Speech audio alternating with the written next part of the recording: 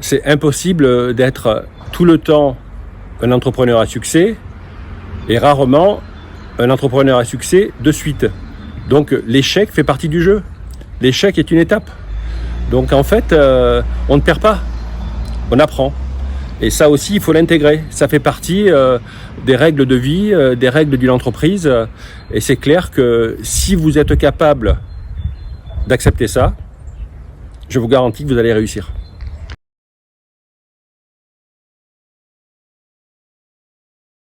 L'expérience montre qu'il faut partir du principe que cela arrive parfois ou souvent.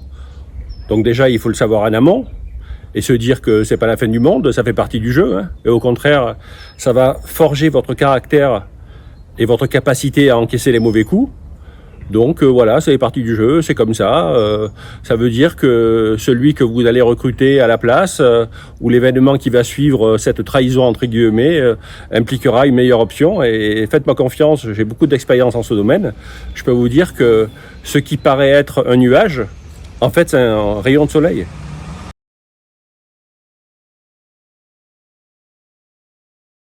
Il faut bien entendre qu'on ne réussit pas seul.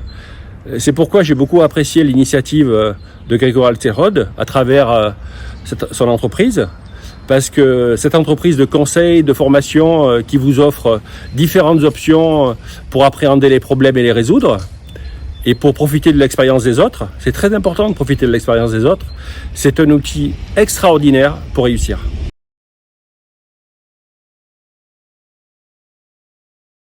Nous sommes dans un monde juridique, sinon judiciaire, donc c'est important effectivement d'avoir un homme de droit dans l'équipe ou dans ses relations. Et c'est vrai que pour l'expérience que j'en ai, le bon avocat est souvent débordé, outre qu'il est très cher, et peut-être qu'il ne pourra pas consacrer le temps qu'il faut à votre problème. Et l'avocat qui a beaucoup de temps, c'est peut-être qu'il n'a pas de clients parce qu'il n'est pas bon. Donc c'est important de créer les conditions en amont pour éviter le problème. C'est pourquoi lorsque vous définissez les règles du jeu avec un partenaire potentiel ou avec un équipier, si vous définissez bien ces règles du jeu, vous réduisez beaucoup la probabilité d'avoir des problèmes et par conséquent besoin de l'avocat.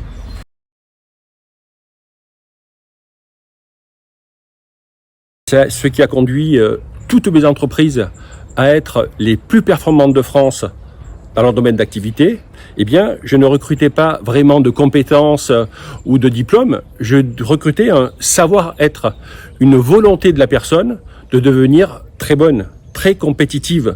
Et par exemple, la capacité relationnelle d'un individu, la capacité à accepter la critique, la capacité à accepter le problème sont des éléments déterminants dans la réussite du collectif, mais aussi dans la réussite d'un individu.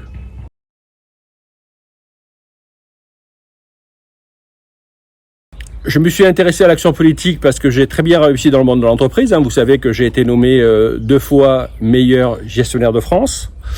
J'ai reçu le trophée de l'emploi de la part du ministre des PME. Et donc j'avais fait un petit peu le tour du monde de l'entreprise et ça m'avait permis de côtoyer des élus locaux, des élus nationaux, des ministres. La plupart étaient honnêtes, mais à mon sens complètement à côté de la plaque. Ils voulaient bien faire, mais ils faisaient mal. Et ça se voyait au niveau sanitaire, au niveau environnemental, au niveau financier. Et donc, je m'étais dit que par mes expériences et mes compétences, je pourrais apporter une vision différente à la société. C'est pourquoi j'ai créé un mouvement politique national qui est dans le domaine de l'écologie centriste, donc dans l'écologie centrale et ouverte.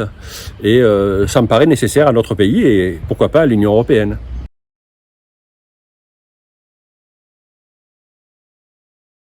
Ben, pour continuer à être honnête avec vous, je dois vous dire que en fait, je ne le prépare pas.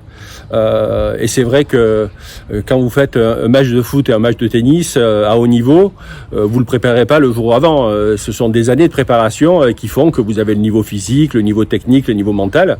Et pour ce qui me concerne, donc, j'ai écrit des livres. Par conséquent, j'ai beaucoup lu, je me suis beaucoup documenté sur les différents sujets qui composent mon action politique.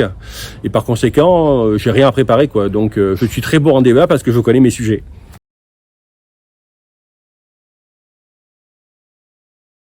Je fais partie des personnes qui pensent que parmi les principales qualités humaines, il y a d'une part l'ouverture d'esprit, d'autre part le courage, la bienveillance et le calme.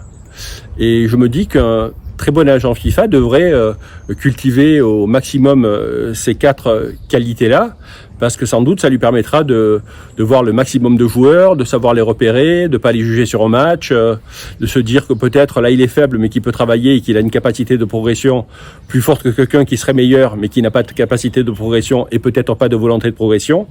Mais je crois beaucoup donc effectivement particulièrement au courage, au travail, et elle a vraiment cette capacité à se remettre en cause, à observer et avoir confiance aussi, développer la confiance, hein, c'est important d'être clair avec le joueur potentiel que vous allez recruter et établir une relation de confiance avec lui est aussi un bon moyen d'être un bon agent et d'en faire aussi un bon joueur demain pour une grande équipe.